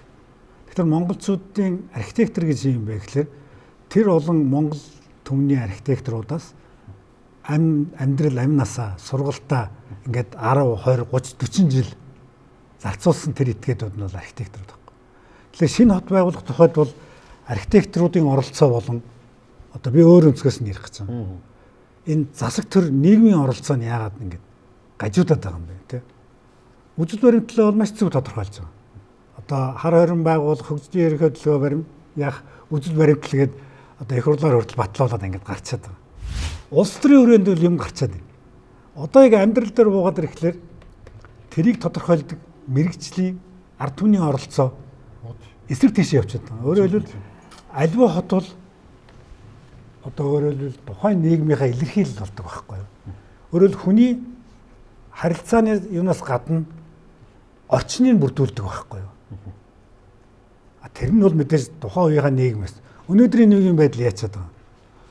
Өөрөөр хэлбэл үндсэн хуульд олгогдсон одоо хамгийн чухал юм нь монголчууд энэ архитектурын хот байгуулалтын зохицлох концепцийг гаргаж чадахгүй гэдэг байгаа. Гэтэл өчнөө ажил хийчихэд шүү дээ. Хийцэн ажлаа яахлаараа гадныхан зүгээр өгөөд мөнгөний өгөөд идэв. Тэр цаана ямар нэгэн дунд чатны улсуудад сонирхол яваад байна. Энэ хар хориныг миний мэдхийн манай шархуу багшаас авахгүйлаад хийсэн одоо миний мэдхийн 4-5 ингээд төслүүд байна те. Тэр төсөл дандаа захиргааны дунд одоо өөрөөр хэлбэл 90 оноос хойш манай энэ нийгмийн шилжилтийн эдийн засгийн байдал либерал тал руугаа мөнгөний тал руугаа явцсан. Шийдвэр гаргадаг улсууд нь дандаа захиалагч нь тийм сонирхолтой этгээдүүд байна. Тэрийг толгойлдог нь дандаа архитекторууд. Тэнд нэг юм хэлээд байгаа биз. Дээр бол шийдвэр зөв гарчаад Монголын нийт ард түмний хэмжээнд бол. Яг хэрэгжүүлэх болохоор үе үеийн хотын ерөнхий архитектор байсан одоо бидний мэдгэл За манай цэлмэг тэр анхны юуг хийж яхад оролцож байсан байгаа. Тэгээд дараа нь нацагтарч бол маш хүчтэй оролцсон. Тэгээ одоо бол энэ халтар гэдэг нөхөр оролцож байна тий. Мэргэжлийн улсууд оролцоод байгаа хүртэл болохгүй. Энэ юу хийж байгаа? Өөрөөр хэлбэл мэргэжил эзэнсэн архитекторууд нь хот байгуулалтын талаар түүхийнхаа ой санамжийг мартаад байгаа байхгүй. Мэдэхгүй байна. Тийм учраас барууныхан хийлгэнэ гээл тэгсэн мөртлөө уралдаан зарлангууд одоо хятадын замын компаниудыг төрүүлнэ гэдэг чинь юу гэсэн үг юм те. Энэ чинь Монголын түүхцүүдийг одоо утааж байгаа юм хаашаа. Одоо бас Японыхыг гэсэн. Япон сайн байж болно те. Гэхдээ нүүдэлчтэй соёл иргэншлийг биднээс илүү мэдхүү. Эртний нийслэл хар хорин мот бол тухайн үедээ дэлхийн эдийн засгийн төв, соёлын төв, улс төрийн төв, шашны төв гээд үндсэндээ дэлхийн нийслэл шахуу ийм одоо олон үндэснийг бий болгосон ийм төв байсан. Тэгэхээр энэ уламжил өнөөгийн хар хорин мот дээр зайлшгүй хадгалагдах ёстой гэж бодож байгаа. За ер нь хилцүүлэг дуус шат руугаа орж байна. Хэдүүл ямар ч ингээд их үр бүтээлтэй олон талаас нь ярьж байна. За тэгэд ийм байна. Ер нь энэ хотын төлөө хэн санаа зовх ёстой юм? Энэ хотод амьдарч байгаа иргэд юм уу? Эсвэл энэ хот чинь нийслэл хотын захиргаа гэж байна. Барилгын яам байна. Танай энэ барилга архитектортой холбоотой 40 гаруй байгууллагууд юм л шүү дээ. Одоо манай дөрвөн зам дээр барилгын хөгжлийн төв гээл яг иймэрхүү нэртэй төрийн болон төрийн бус маш олон байгууллага. Холбоод байгаа. За тэгээ энэ хот чинь ерөнхий архитектортой. Хотын дараагаас гадна. За түрүү нөгөө нацаг дурж иж байгаад нэг төгс жаргал илүү. Нэг Японд суралцж ирсэн нэг эмэгтэй өрөөд ирсэн. Би он тэр үнээс их мүлээж байгаа. Их хурлын гишүүн Монгол Ардын намын жагсаалтын 1-р ловшин жамцгаар нэг гишүүн ирсэн. Нэг залуу ирсэн. Баазын хот төлөвлөлтөөр мэрэгсэн. Тэр яагаад ингээ бодлогын түвшинд ингээд энэ шин залуу хүмүүс гарч ирсэн мөртлөө энэ шинжилэл жоохоо ингэж удаан яваад байгаа болоо гэсэн би жоохон тийм харамсангүй байна. За одоо энэ барилгын хүмүүс сууж байгаа шиг үнтэй Мая буюу танай архитекторын нэгцэн эвлэл гэж бас байдаг те. Тэнд юу н хүн байна уу? Яагаад дуу хоолой илэрхийлдэг юм? Яагаад тийм аймхаа болчхор байдаг юм? Энд ч одоо өдийдл ингээл энэ хар урам гэдэг юм эсвэл Улаанбаатар юм эсвэл энэ дагуул хотуудад жинхэнэ дуу хоолойгоо илэрхийлчээвэл байх юм. Одоо манай шүтис байна те бас ингээд мэрэгчлэн боловсон үуч бэлтгэж байгаа те. Ер нь тэгэл энэ багш сургууль хүмүүжлэгч гэдэг юм уу энэ оюутнууд энэ ахмад уу дунд одоо залуу их нь бүгд л ингээл дуу хоолойгоо илэрхийлчихэл энэ чинь их тийм өсрөнгүүл юм гарч ирмээр байгаа. Би зүгээр танаа салбар шүүмжилж байгаа шүү. Уул манай ээж бас барилгын инженер зөвлөх инженер хүн. Гэтэ би энэ салбарыг яг шүүмжлээд байгаа. Ер нь жоохон дууга илэрхийлдэг, ирэх баригчд гэдэг юм иргэдтэй ойлголдог байсан бол өнөөдөр Улаанбаатар хот ийм байх байсан уу? Хар орон дээр бид нэг талцах байсан уу? Ер нь бол асуудлын гол нь энд байгаа юм шүү.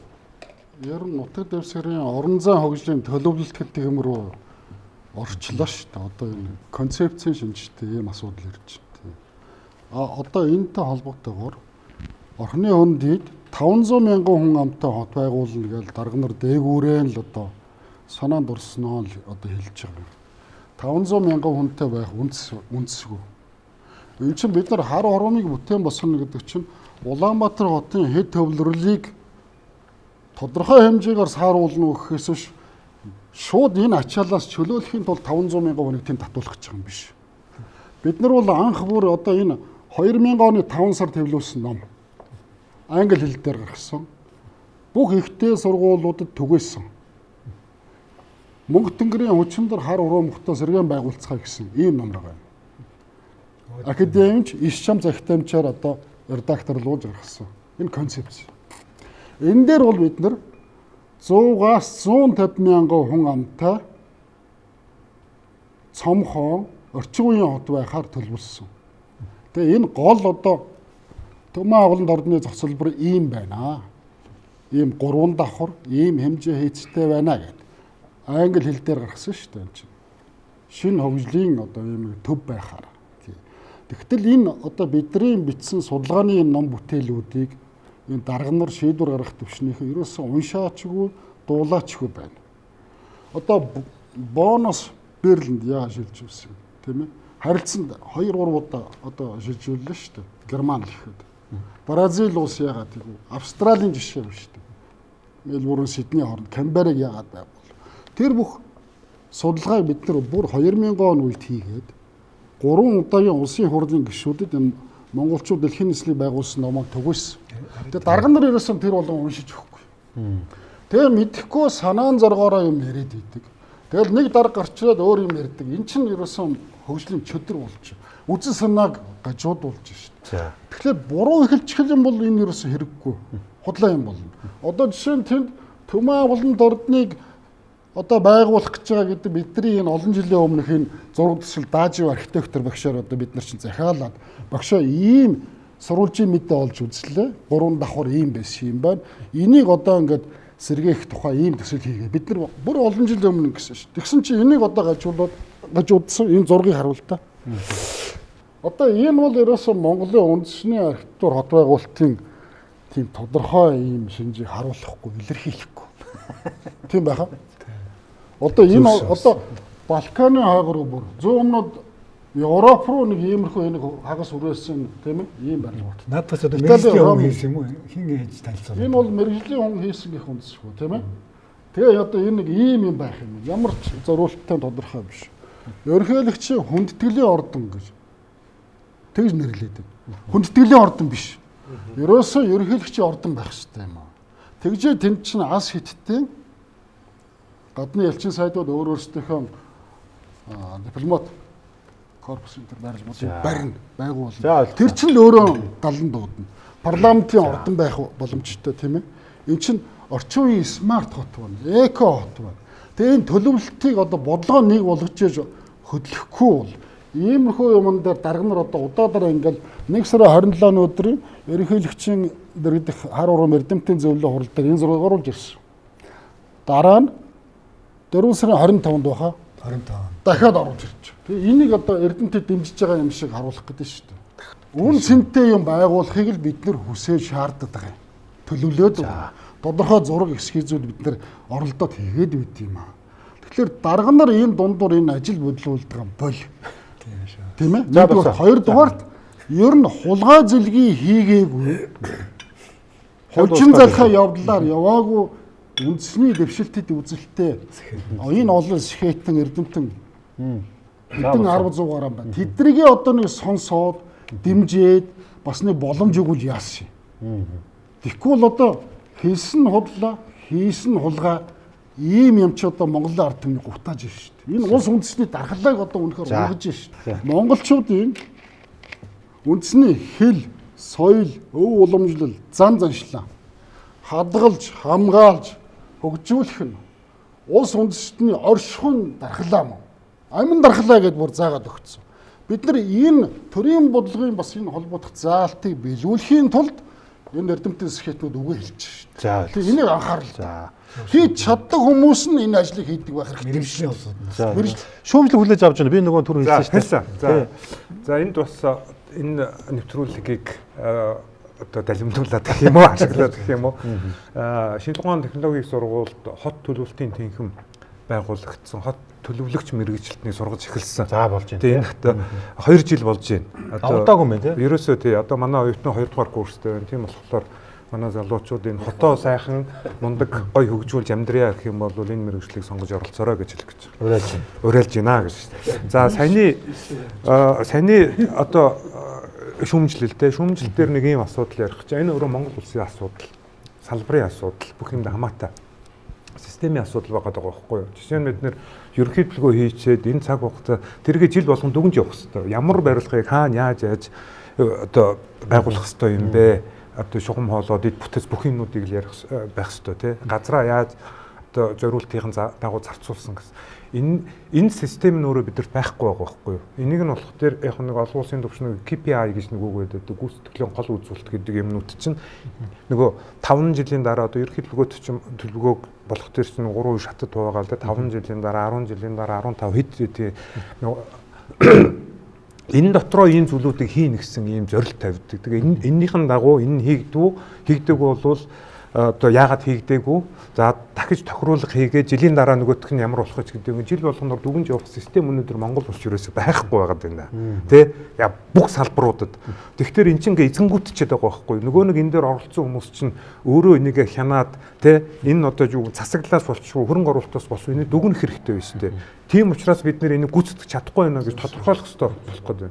Тэгэхээр энэ систем чи өөрөө одоо бүх салбаруудад муу байгаад байна шүү дээ. За жишээ нь одоо шүтис ч юм уу манай одоо шүтист бол энэ өөр үр дүн цуурлсан гэдэг юм чинь ингээд эхлээ мэлээ хэдэн жил бол энэ өөрөө ингээд хүн дэлгэрэх хэвээр ингэж тий. За одоо юу гэж бодож байна? Бас танай археологийн салбарыг шүүмжлэх гэдэг бас тажиуднаас те бас үгээ хэлж байгаа ч те эн чинь бас жоохон зүйл явж штэ бас те. Тэгээд ажил энэ чинь бол дэлхийн одоо ЮНЕСКОд бүртгэгдсэн газар аа гэж хэлээд biz анханаас нь хэлсэн. Гэхдээ зөв зүйтэй тэр хамгаалтын бүсээс нь хоол хийх хэрэгтэй гэж хэлсэн. Тэр одоо сонин хөвлөл төр гарсан юм байж байгаа. Манайхан бүгд ярьсан. За тэрийг тэр яг би ганцхан юм хэлий. Та тэр дээр мөнгөтэй юм бэ? Энэ мөнгөийг яаж болох вэ? Яаж хийх вэ? Байна гэдэг тийм. Тэрийг яах вэ? Та харсан байж болно. Гүг харалта мөнгөтэй л хэлсэн ба шүү дээ. Ганцхан юм бол одоо худлыг мохож хулгай гисгээ тэгэл болоо. Ямар гоё юу гэсэн юм бэ? Худлыг мохож хулгай гисгээ тэгэл мөнгөтэй болно шүү дээ. За ер нь баг хэлчихлээ тийм ээ. За та сэдвийг хаачих. Сая манай археологч хэллээ те. Худлыг гисгээж худлыг мохож хулгай гисгээ. Хулгай гисгээ. Би бол ингэж л хэлээ да. Ер нь бол энэ хот төлөвлөлт бол Монголын нийгмийн одоо өөрөөр архитектурын систем гэж ярьдаг те. Тэр системийн эрх зүйн орчныг бол бузарлаад дууслаа. Шалдан унгаачлаа. Өөрөөр хэлбэл хуулиар болохгдсон хот байгуулалтын хууль, төлөвлөлтийн за хуулийн дээр ганцхан л юм байна. Хотын эрх зүйн байдлын хууль дээр энэ мэрэгжлийн ажлыг хотын болон архитектор мэрэгжлийн улсууд зөвшөөрлөж одоо томилдог байсан те. Энэ нь бол оронгороо эргэцсэн. Тиймээс өнөөдөр захиалагч гэдэг нэрийн дор ашиг сонирхлын зөрчил үхээ итгээд захиалагч болоод ингээд захиалаад байгаа. Бидний бас хуурж болохгүй шнэ. Энэ түрүүний гаргасан ерөнхий төлөвнүүдийг ингээд зохимжээр хийцсэн байж штэ тий. Хятадын энэ шалгууруулсан юм аа ингээд хөгжүүлээд хийцсэн байж штэ. Тэгээд өнөөдөр гадны улсууд оролцож болно. Гэхдээ Монгол хүний удирдлагын дор зохиогчийн эрхийн үндсэн хууль заасан 7 дугаар зүйлийнхаа дагуу энийг бүр зориуд хэлмээр байгаа. Өөрөөр хэлбэл хууль зүйн орчныг ингээд шат шатны төрийн түвшээд ингээд эвдээд хуулинд өөрчлөлт оруулаад байж болохгүй шүү. Бидний одоо хамгийн гол санаа зовж байгаа юм чи ерөөсөө энэ хот төлөвлөлтийн асуудлыг л ярьж байгаа шүү. Энэ Монгол улсын бүрэн эрхт байдал гээд үндсэн хуулийг би зориуд авчирсан юм дараа. Тэрний 1-р бүлгийн 7-оор ингэж заасан байгаа шүү. Монголын ард түмний түүх соёлын дурсгал зүйл шинжлэх ухаан оюуны зохиогчийн өвн төрийн хамгаалалт байна гэж. Би одоо Японоор сонгуулчаад тэрийг төрийн хамгаалалт авах тухай ярьж шүү дээ.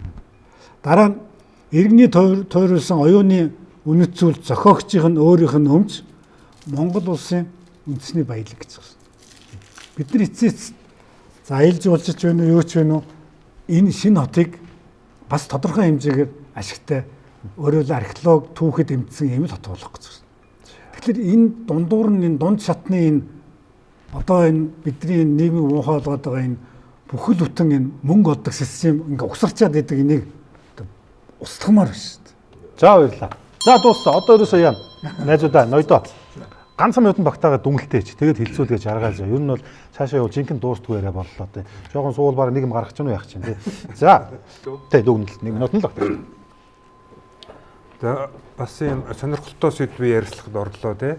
Энэ бол өөрөө монголчуудын үеийн үед одоо тархинд нь оюун бодолд нь байж ирсэн үгээгээд одоо иргэд сэргэх энэ одоо юу хий одоо үзэл бодол гэдэг юм одоо бүр энэ цаатлын генд нь шохоо болчихсон энэ үзэл бодол чинь ингээд сэргэх гэж байгаа ийм асуудал бид нэр одоо 90 онд нэг сэргээсэн тийм ээ одоо тэгээ цаашаа энэ олон зуун жил авч явах энэ Монгол улсын гал гуламжийг сэргэх энэ их чухал үе. За би бол ингэж ойлгож байна. Одоо монголчууд маань ингэж ойлгож байгаа бах. Тэгээд энэ ажил өөрөө эхлэх ёстой.